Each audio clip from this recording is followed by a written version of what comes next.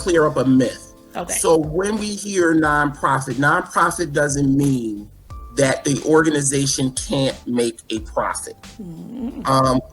Nonprofit essentially is a code under Section 501c3 that the IRS bestows on an organization because of its mission. Okay.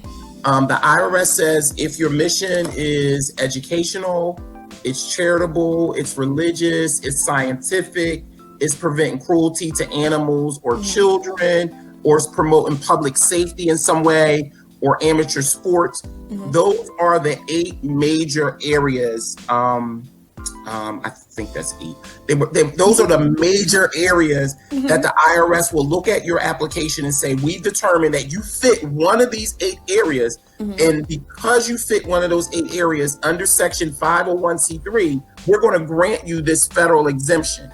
And this federal exemption basically means all of your corporate income, which are your fundraisers, your grant money, your donations, that all counts as corporate income. When you put it in the nonprofit bank account and you use it for its mission, that's counted as corporate income. Now, when a for-profit does it, it's also counted as corporate income.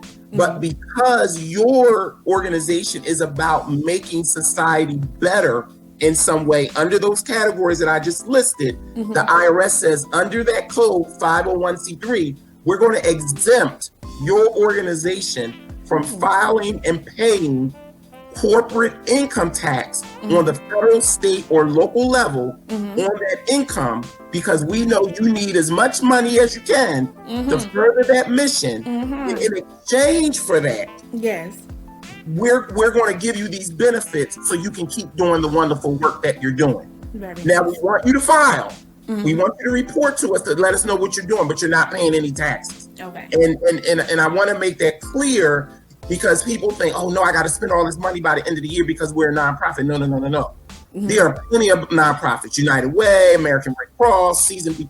Komen Race for the Cure brings in millions and millions and millions of dollars, and they carry that money over. But the IRS says, because of your mission, we're not going to tax you on that money. We're going to allow you to put it back into the mission to further it. Now, with a for-profit, you are taxed on the money. You have to pay corporate income tax, federal, state, and locally, because the organization, the company, benefits you, the individual. The nonprofit doesn't benefit you. It benefits society or the community you're serving. And the other thing about a nonprofit is you and I don't own it. The governance, the power is all controlled by a board. So I want to make that clear. You can't say, though, this nonprofit, no, it belongs to the public. So if Jen resigns from her nonprofit, whoever those board members are, have to be trained and equipped enough to take that legacy that God placed in her heart to start and continue it. Because remember, it's not about Jen, it's not about me, it's about the mission. So those things are important when you're driving a nonprofit.